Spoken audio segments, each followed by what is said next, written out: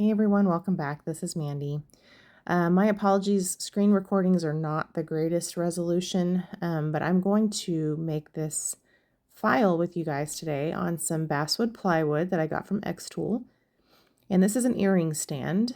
I sell some of the earrings that I make on Etsy, and they're terribly difficult to photograph well.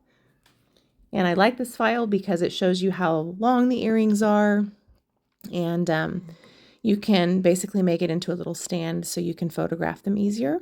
So the difficulty when you buy files from Etsy or somewhere is they're not always created for the design software that you're using. So you might have to tweak them a little bit, which I'm learning to do with you on this video.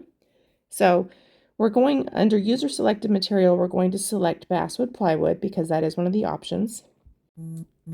And I am slowly but surely kind of making my way to understand this design software.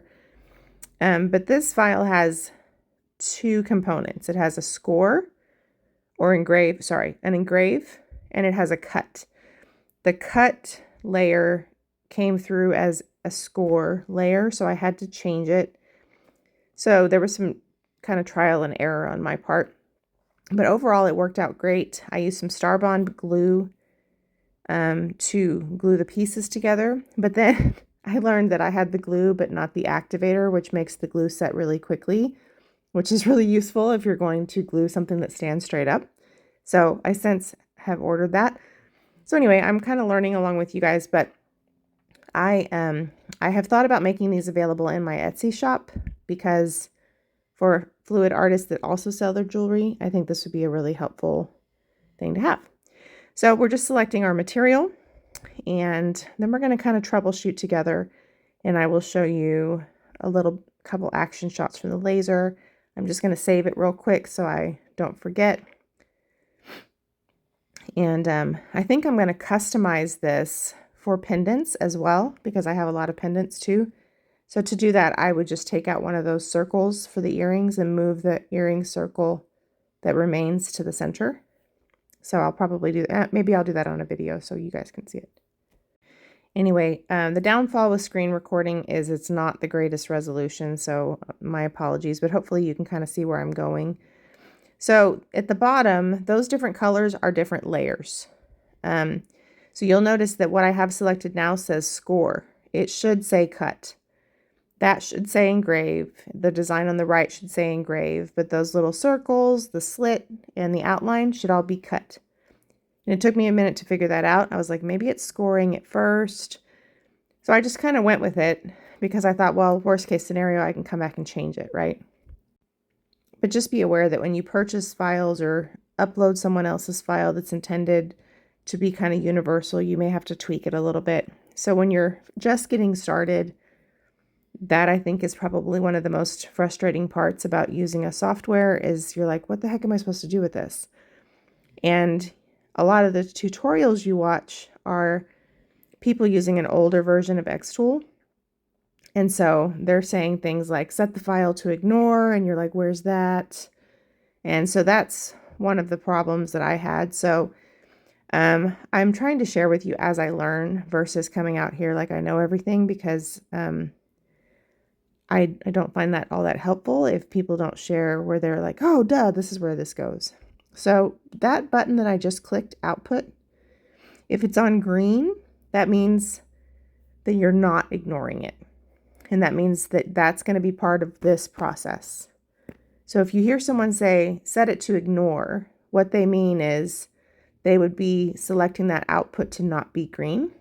When it's not green, you're telling xtool, I don't want you to deal with this when we process it. But it won't necessarily go away. Like if you're used to using something like Cricut, if you hide something on Cricut, it's hidden from the map and it won't process it. So if you're trying to learn something like this, when you've come with that kind of base knowledge, if you show or hide, it hides it so you can't see it, but it still goes to process it. So that's confusing. So if you got confused by that, that's what that is for. That's how you tell xtool, this is what I want you to do. So you can see that I'm trying to test that. You can see that I'm like, Why isn't it showing me? So now this is what I want it to cut. So that's me figuring this out. So hopefully that's helpful for you guys as you learn. So when you preview it, xtool is basically showing you this is what I'm going to work on, and you'll notice that my engrave sections are missing, which is what we want if we're only going to want to cut. If we only want to engrave, then we would want just that to show. Now we can do both, but at this point I'm still trying to figure all of this out. So I just wanted to share the process with you because as you're learning something new, it can be really frustrating, and you might find that it is easy to be like, I don't get it, you know.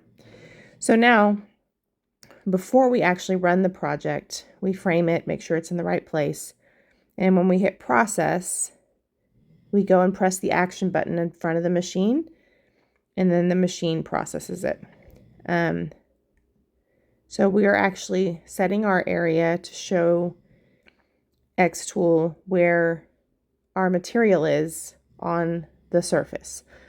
So when you mark, like, we're basically going to take the surface area of our material and move the laser to the top left corner, then press the button, the bottom right corner, and then press the button, and on your canvas is going to appear something that basically tells you this is where you just said your material is. So that way you can make sure that your design is within that space, and that's what we just did. So I've done that in previous videos, and this is a preview so you can see how it's going to process it. So you can see what it just did. It did it all together. All right, so here's just a couple of action shots for you. So we've set it to go. I'm pressing the button. This first time around, it just engraves everything, and I figured out that when I had it set to process, that the part that needed to be cut was not set on cut. So, you know, we'll learn together. But it's engraving the ruler part. I'm obviously not going to put you through all of this. It's kind of boring just to watch a laser move. But you'll see in a minute that it's all nicely engraved, but it's not cut. And then we come back in and cut it. So here it's doing the design on the right, the little pattern on the right. And then this would actually be a really easy file to create yourself. Now that I have an idea, and you know, this is another tip, you can practice by looking at how people put files together. So here's my first result. It's engraved, but it's not cut. So what I did is I went back to xtool. I took those two places that we needed to only engrave, which is the ruler and that little pattern, and I deselected the output so that that little slider was no longer green. And the remainder, I highlighted all together and I selected the drop down for cut. And then here we go. I'll show you that process. Now it's already engraved, so you're seeing that pattern is already there. So you see now we're cooking with bacon. We've cut out our little circles. We're cutting out our lines. And then all we have to do is dust it off and put it together. So once I figured out what the heck I was doing, this was super easy. So that's just half the battle. But the fun thing about trying practical things like this is you can see how people have their files set up, which gives you an idea of how you could create something for yourself. I did it. And it gives you an idea of how it's going to work in the software that you're using. So whether you're an idea of like, if I wanted to create something practical, how could I do that? So I kind of have a handle on how it works. My mind is just like going crazy. So you can see obviously there's a lot of smoke. So we've got the air assist on, and yeah. But this basswood, it engraves and cuts beautifully. I can see why people use it for earrings and stuff, which is probably what we'll use the remainder of this sheet for. So anyway, I'll show you the product. We'll put it together, and yeah.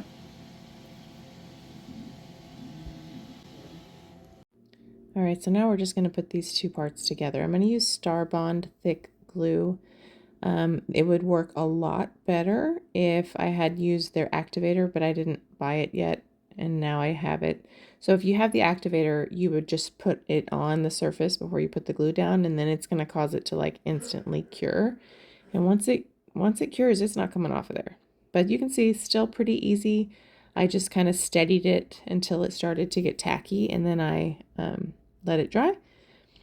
And yeah, so for my fluid art friends, if you do sell jewelry and you would like me to make these available for sale, drop me a comment. I can either list them for Etsy, or you can just email me that you want to order one, and I'll give you a price with shipping and everything. So super helpful for getting decent pictures of earrings and stuff. They're really hard to photograph without some sort of a stand, and I think it just makes it easier. You don't have to tell people how long they are. They can see it. And I think this file came with the option for centimeters instead of inches. So, but if you're making your own, for xtool users, if you're making your own, this is also a good way to see what you can do. And you can get an idea by looking at what someone did.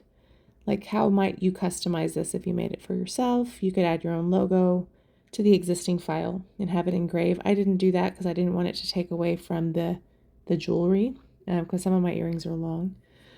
So yeah, let me know what you think. I thought this was a fun little project, good way to test out the basswood.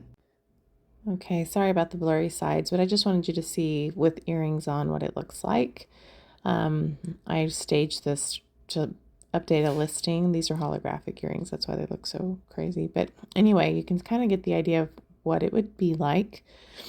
Anyway, thanks for watching. Hopefully this was helpful for you. If you are interested in anything from xtool, please use my link. It's listed below, and it just helps support the channel. They have great deals all the time, and obviously there's a lot that you can do with a laser, an engraver, and this has been a lot of fun to just kind of explore the possibilities. And I think that this is going to really help as an artist and a small business owner. I think this is just really going to help take staging photos and stuff to the next level to make them easier for customers to see what they're going to be like.